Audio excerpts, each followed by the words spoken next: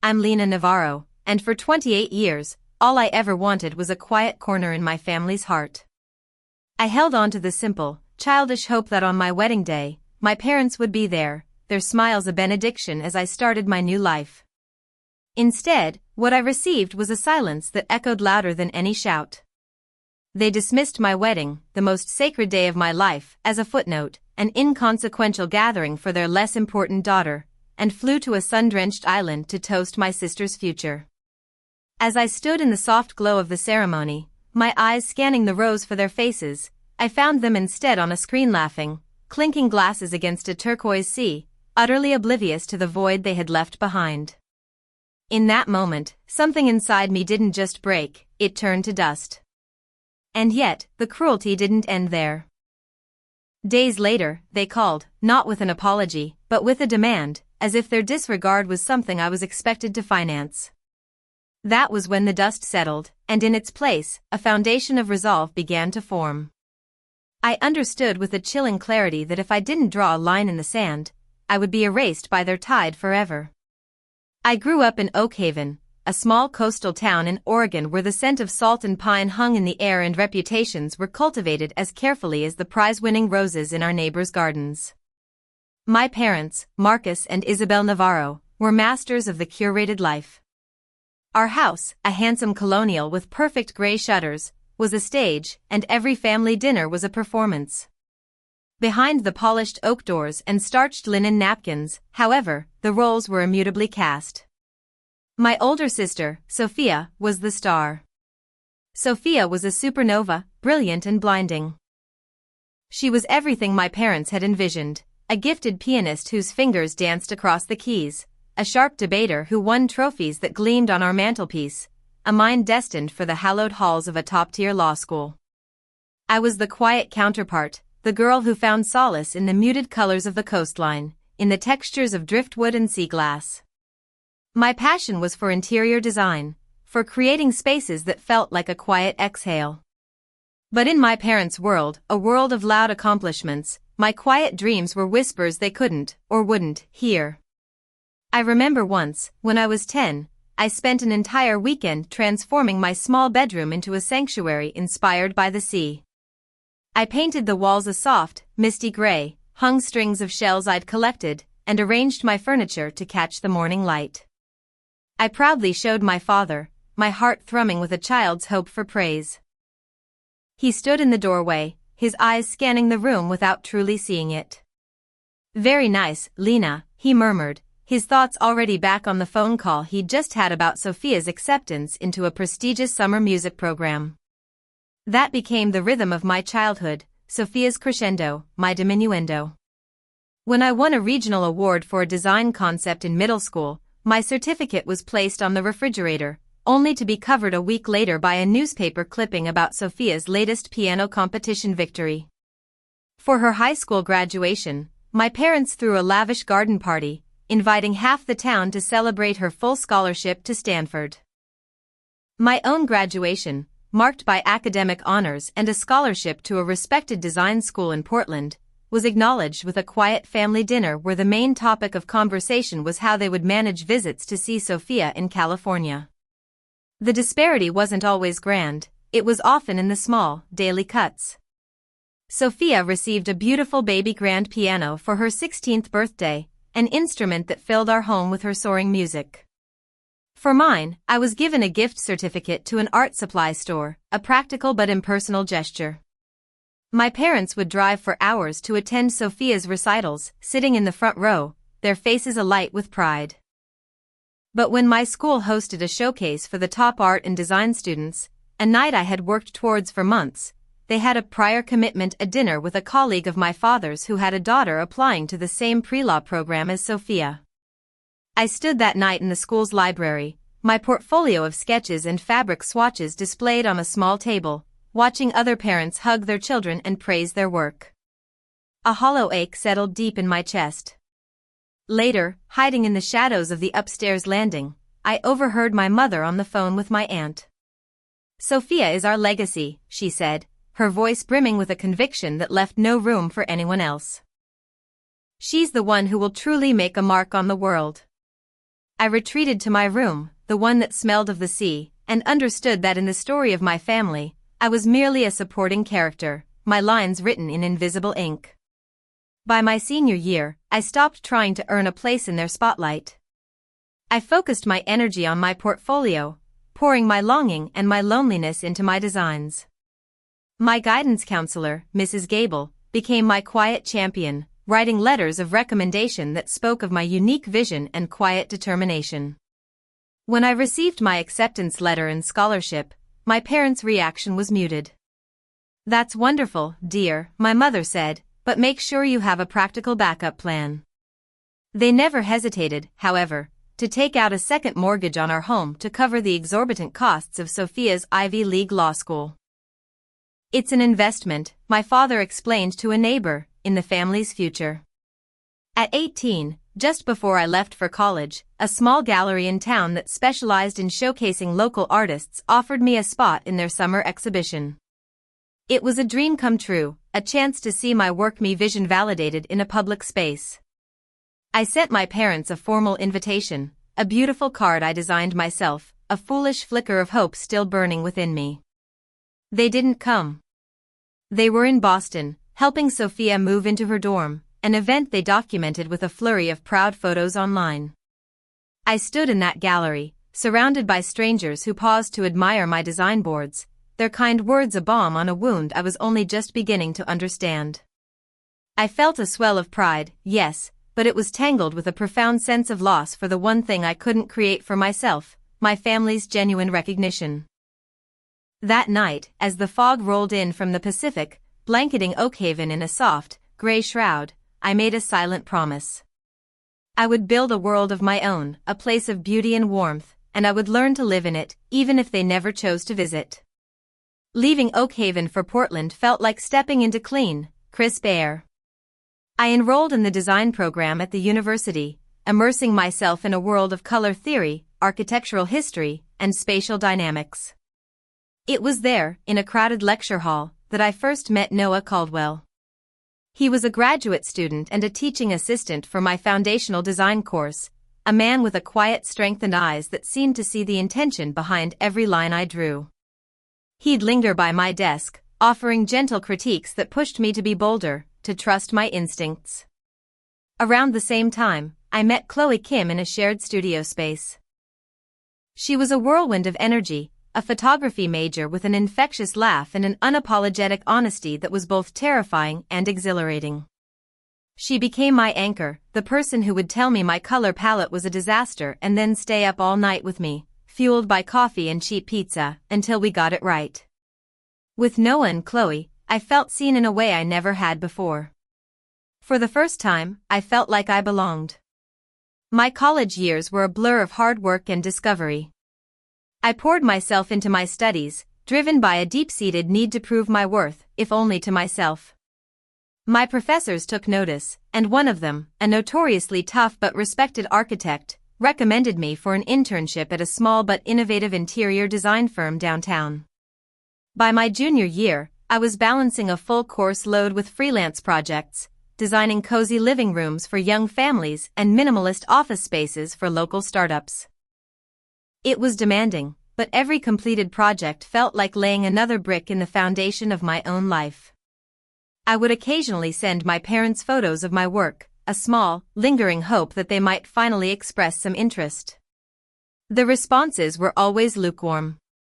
My mother once called, not to ask about the boutique hotel lobby I had just finished designing, but to tell me about a glowing letter of recommendation Sophia had received from a federal judge she was clerking for. "She's really setting the world on fire, isn't she?" Isabel said, her voice laced with a pride that was exclusively reserved for my sister.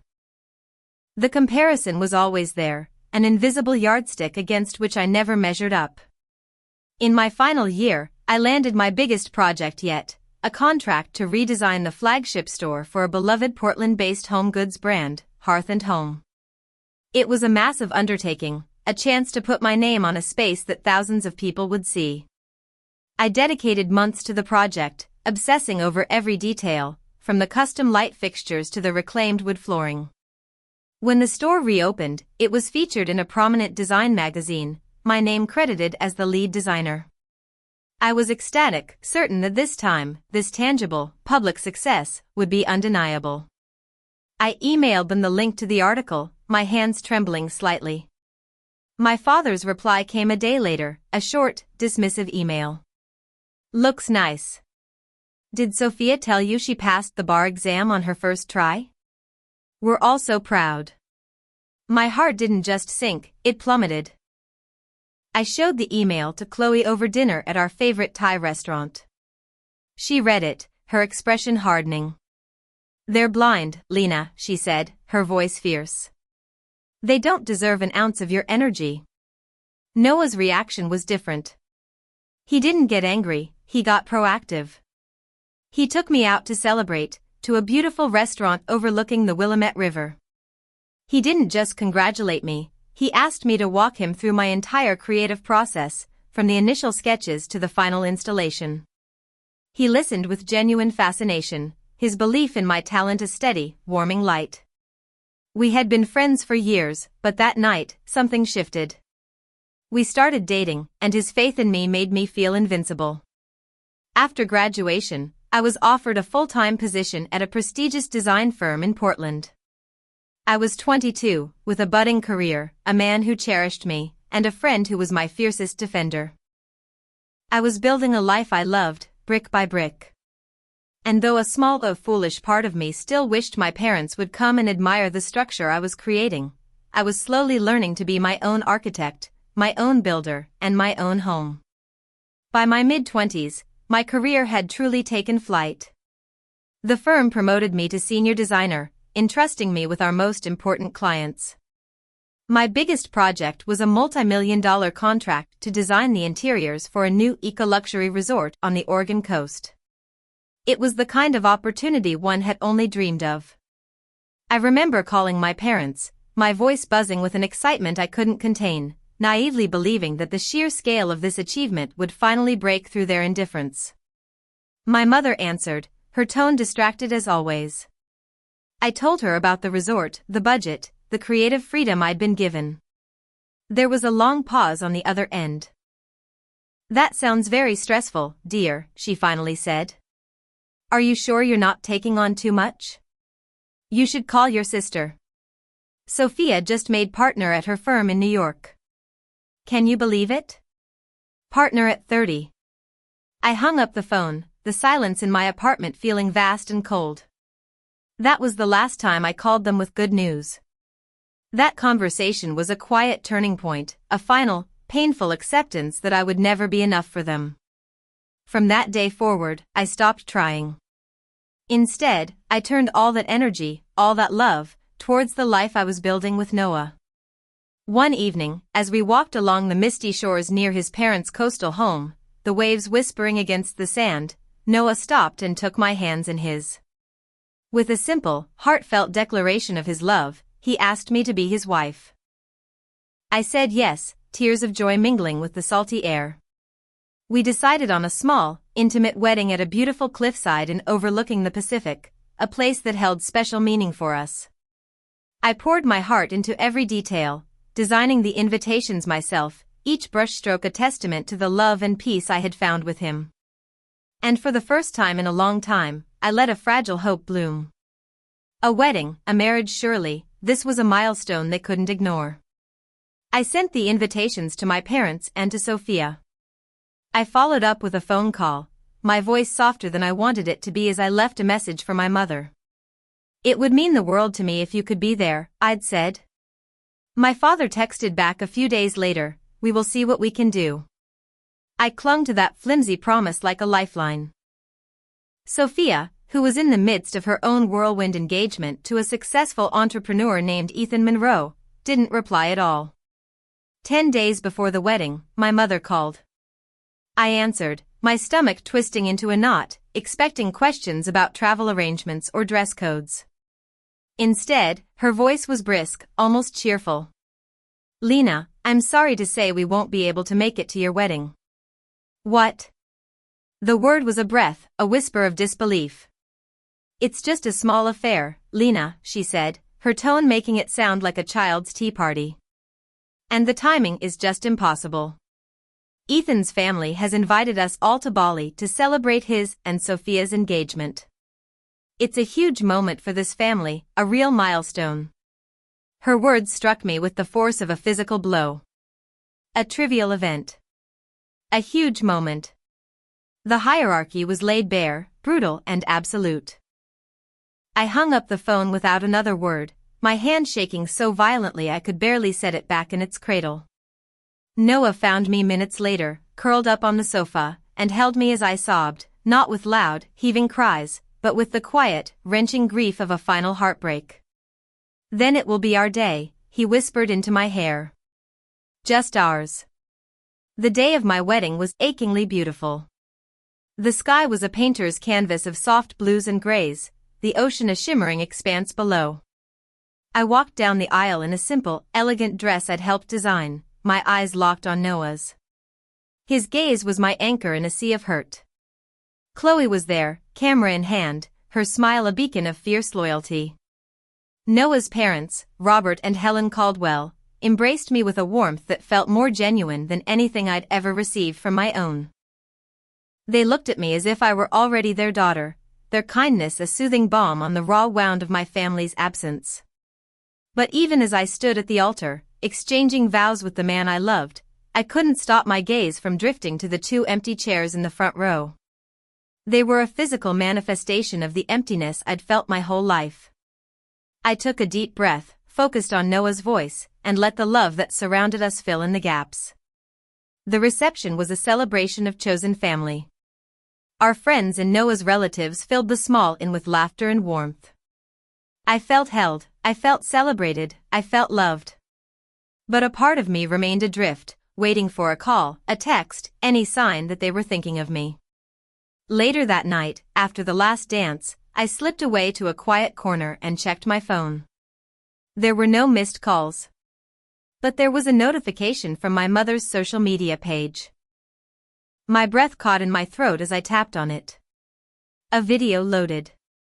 There they were, Marcus, Isabel, Sophia, and Ethan, standing on a white sand beach in Bali, tiki torches flickering around them. They were all laughing, raising glasses filled with colorful drinks as my father proposed a toast.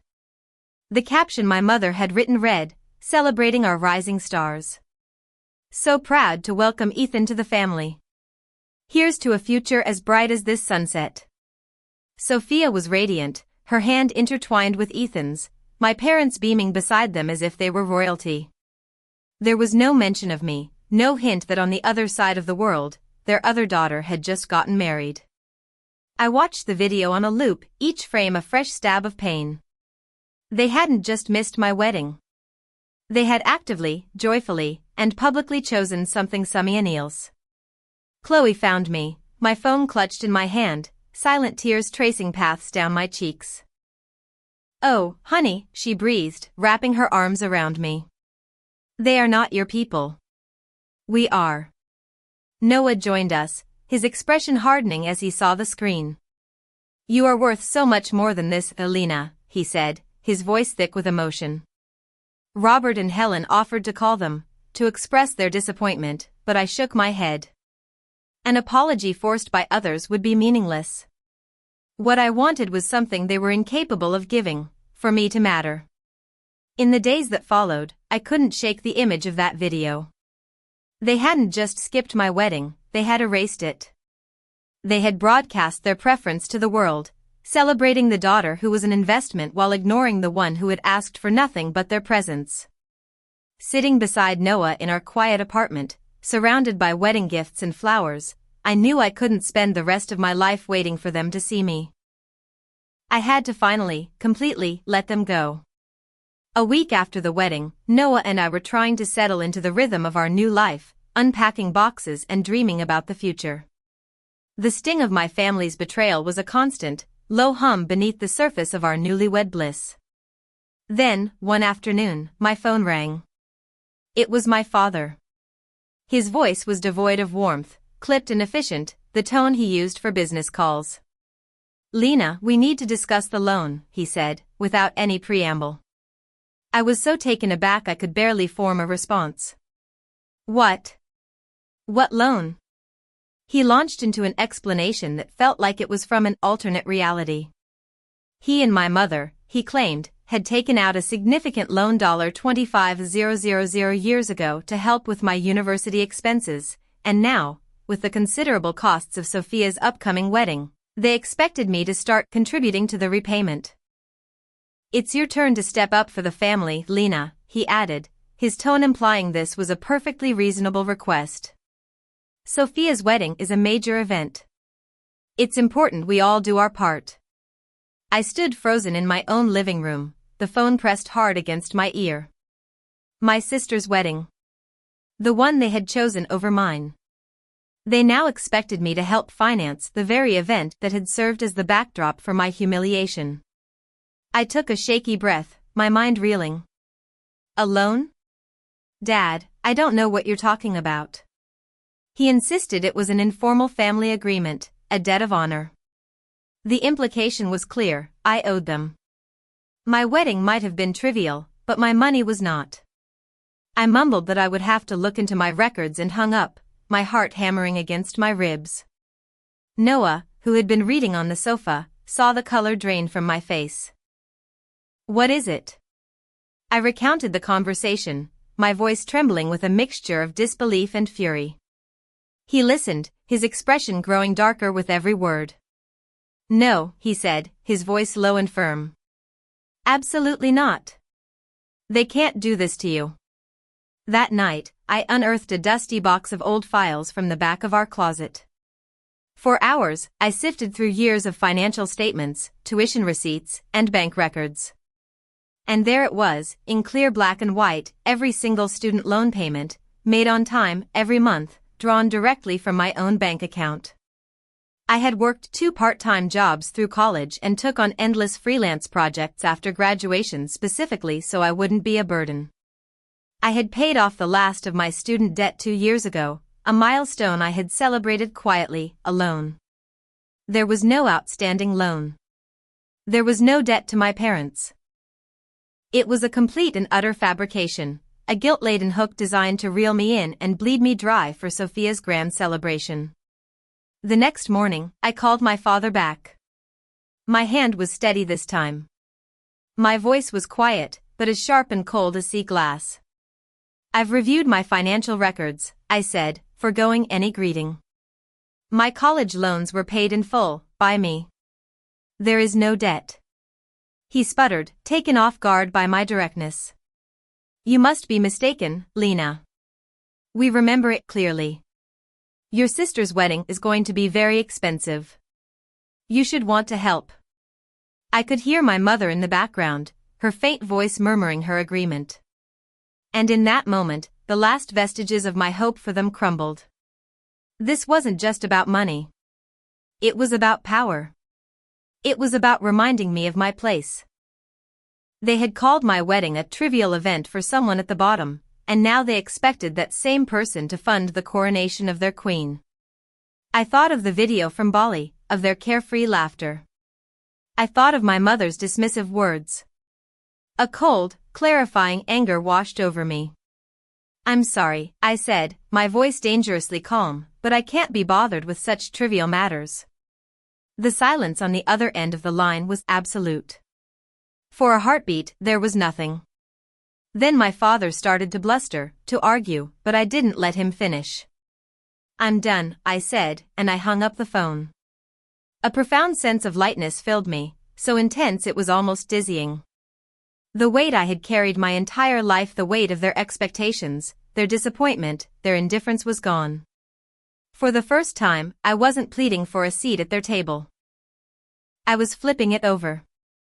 I told Noah what I'd done, and he wrapped me in his arms, his relief palpable. I'm so proud of you, he whispered. I called Chloe next, and she let out a triumphant whoop. It's about damn time. You owe them nothing, Lena. Nothing. That evening, Noah's parents came over for dinner. When I shared the story, his mother, Helen, reached across the table and took my hand. You are our family now, she said, her eyes warm and kind. You never have to earn your place with us. Their unwavering support was the ground beneath my feet. But the call with my father echoed in my mind. He hadn't just asked for money, he had tried to rewrite my history, to gaslight me into believing I was indebted to them. It was a final, desperate attempt to keep me small, to keep me tethered to their narrative where Sophia was the sun and I was a distant, forgotten moon. I briefly considered calling Sophia, to ask if she knew about this, but her complete silence since my wedding was its own answer. She was a willing participant in their tiered system, happy to enjoy the view from the top. That night, Noah and I looked through our wedding photos.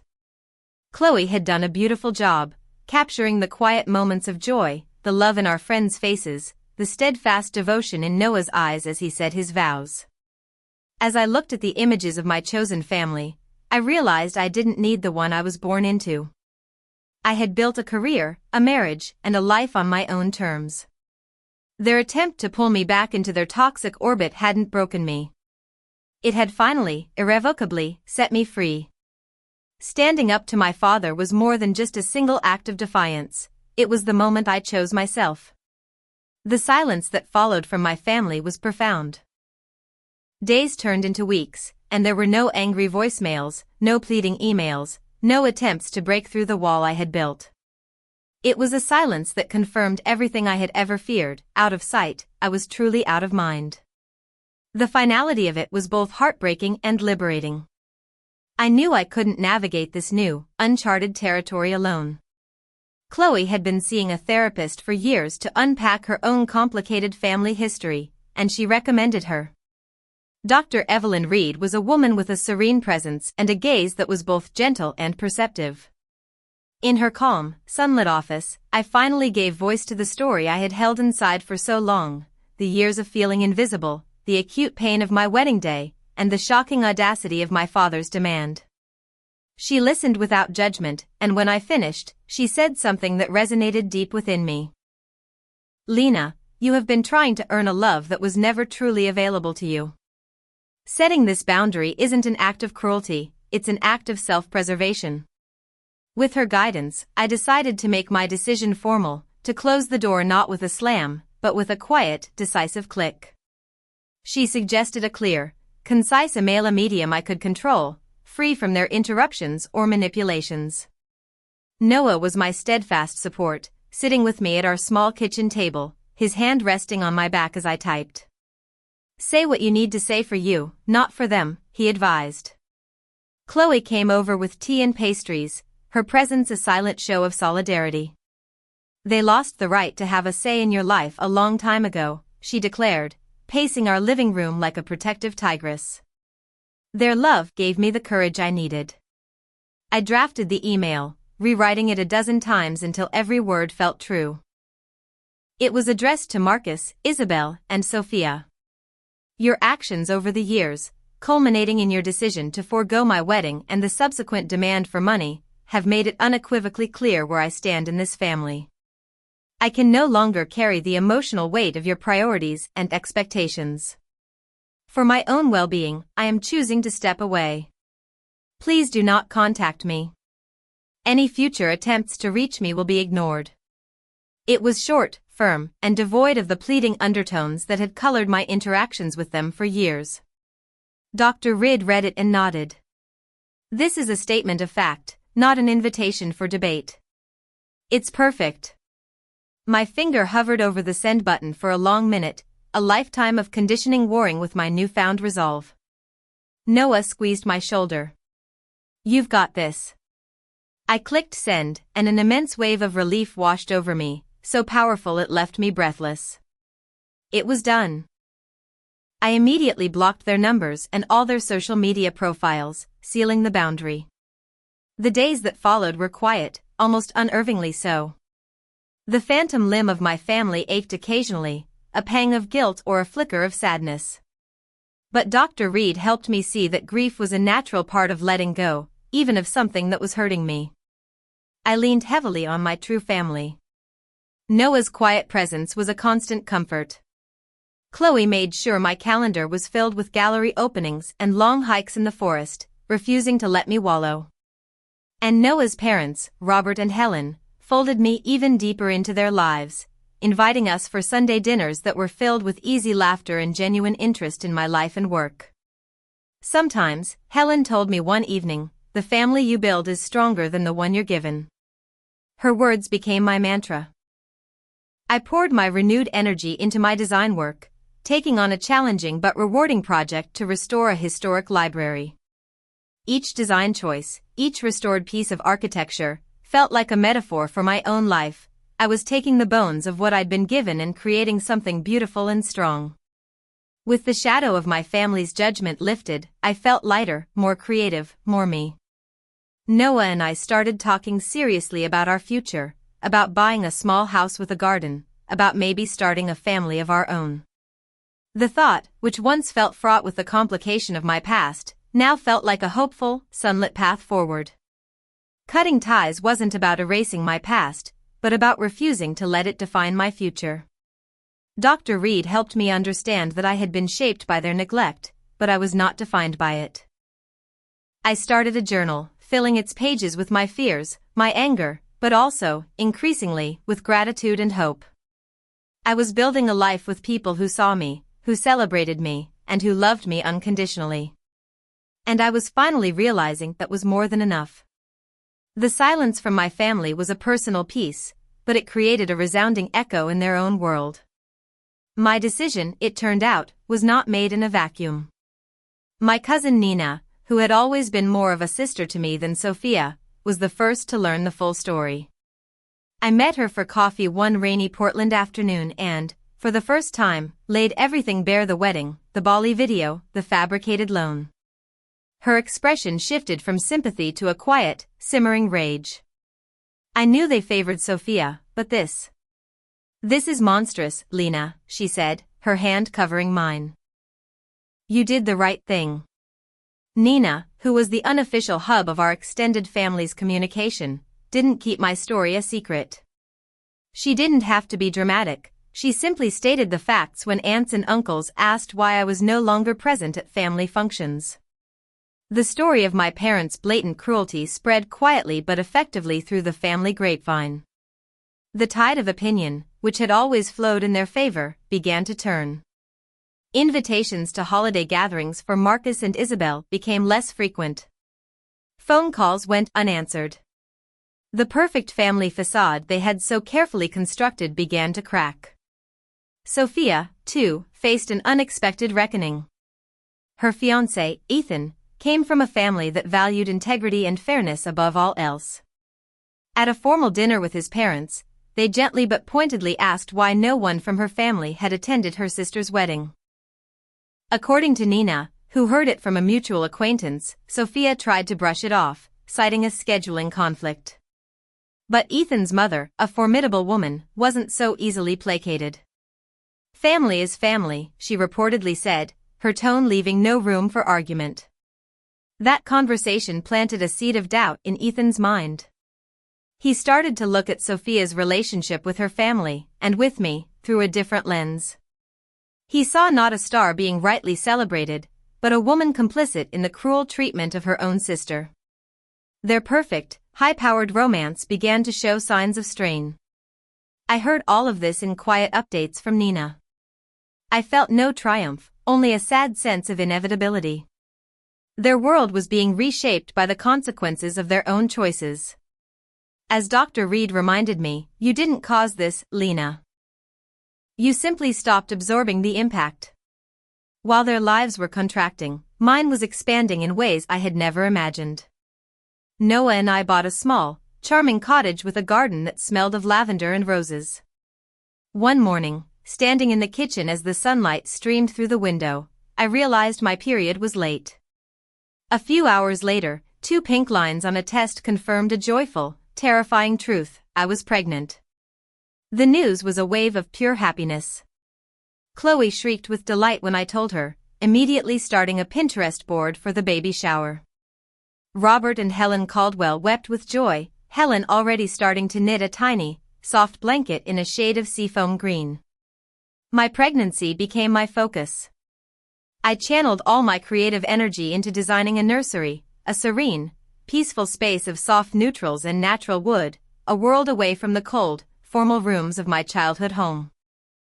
My design business was flourishing, and I took on fewer, more meaningful projects, my work infused with a new sense of purpose. Noah and I would take long walks, his hand resting on my growing belly, talking about the kind of parents we wanted to be. They will know, every single day, that they are loved for exactly who they are, he promised, and I knew it was true. Nina visited often, bringing small gifts and sharing stories. Marcus tried to defend himself at Uncle Michael's birthday, she told me once. No one was buying it. It was awkward. I didn't press for details. Their drama felt distant now, like a story about someone else. As my due date approached, a profound sense of peace settled over me. Noah and I attended birthing classes, our clumsy attempts at practicing breathing exercises ending in fits of laughter. Chloe, Robert, and Helen threw us a beautiful, intimate baby shower in our garden. Surrounded by the warmth and genuine affection of my chosen family, I felt whole. The empty spaces my parents and sister had left behind had been filled, not with replacements, but with something far more real and resilient. I didn't need to forgive them to be free. I just needed to build a life so full of love that their absence was no longer a void, but simply an absence. Holding our son, Leo, for the first time was like feeling the sun on my face after a lifetime of living in the shadows. This tiny, perfect being in my arms was a new beginning, a testament to the life Noah and I had built on a foundation of love and mutual respect. As I looked into his trusting eyes, I understood that my journey hadn't been about escaping my past, but about learning from it.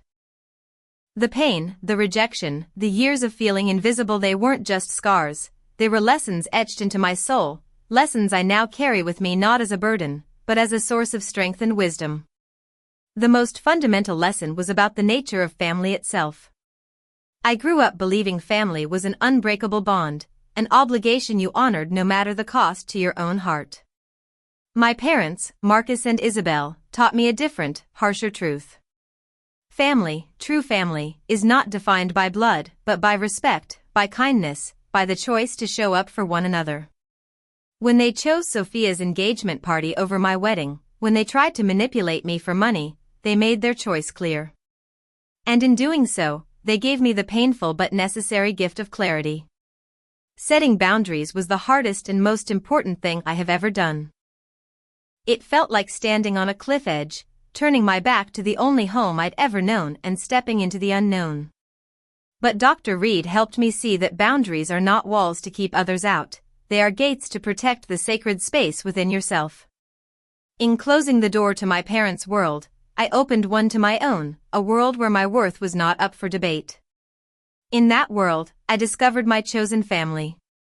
Noah, my husband, my partner in all things, showed me what unwavering love felt like. His quiet strength was my anchor, his belief in me the wind in my sails. Chloe, my fiery, fiercely loyal friend, was my truth-teller, the one who saw my light even when I couldn't and who refused to let me play small. Noah's parents, Robert and Helen, welcomed me with open arms, demonstrating that parenthood is an act of nurturing, not of ownership. And my cousin Nina became the sister I always deserved, her loyalty a quiet rebellion against the family's toxic hierarchy. These people taught me that family is a verb. It is something you do, something you build, something you choose every single day. Now, holding Leo, I know the kind of parent I will be. I will celebrate his passions, whatever they may be. I will listen to his quietest whispers. I will be present for his triumphs and his struggles, and he will never for a moment doubt that he is the center of my universe. The cycle of conditional love ends with me. My career, once a desperate attempt to earn validation, has become a source of pure joy and creative expression.